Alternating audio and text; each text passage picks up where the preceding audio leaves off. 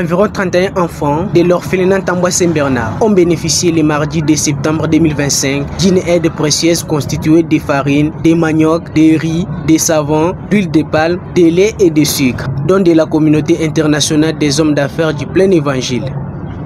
Ces moments forts de communion, de partage et de chaleur humaine a été marqué par la présence de la ministre provinciale de la Santé publique, Hygiène et Prévoyance sociale, Madame Rose Kamweka Kabwamba, qui a officiellement réceptionné l'appui avant de les remettre dans les mains de la sœur supérieure de l'orphelinat. Dans son adresse, Excellence Rose Kamweka a exhorté les bénéficiaires à bien utiliser ses biens et beaucoup prier pour les donateurs. Nous sommes là pour soutenir l'œuvre philanthropique de la communauté Full Gospel qui est représentée par des merveilleuses dames. Et voici, nous avons. C'est dans ce cadre-là qu'elles sont venues pour pouvoir soutenir les actions du chef de l'État à travers leur évangile, l'évangile de Jésus-Christ.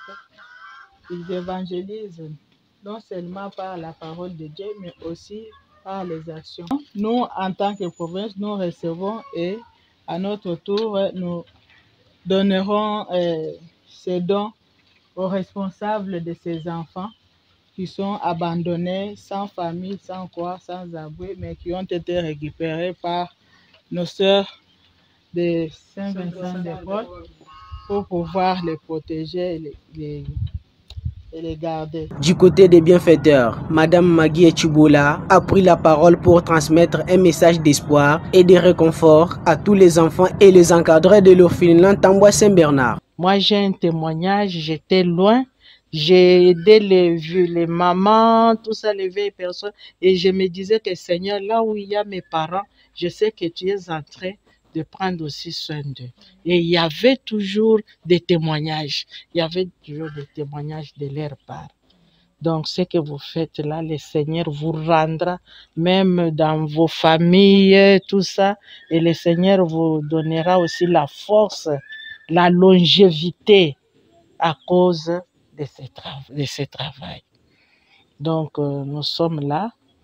Full Gospel, ce n'est pas une église. C'est une association des églises chrétiennes.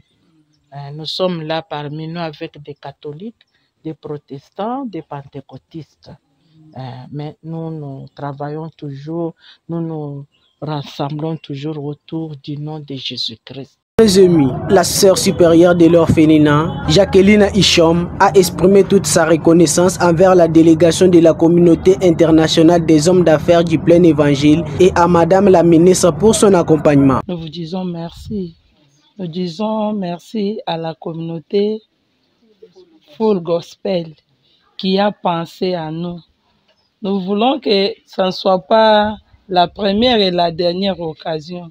Vous-même, vous voyez, nous étions plutôt bien soutenus par le blanc.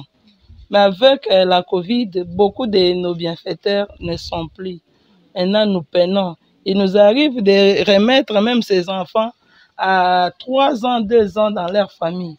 Or, dans nos constitutions, on gardait jusqu'à l'âge scolaire et on voit si le papa s'est remarié ou si dans la famille il y a la possibilité où il y a des gens qui peuvent vraiment continuer avec le travail. Nous remettons maintenant l'enfant.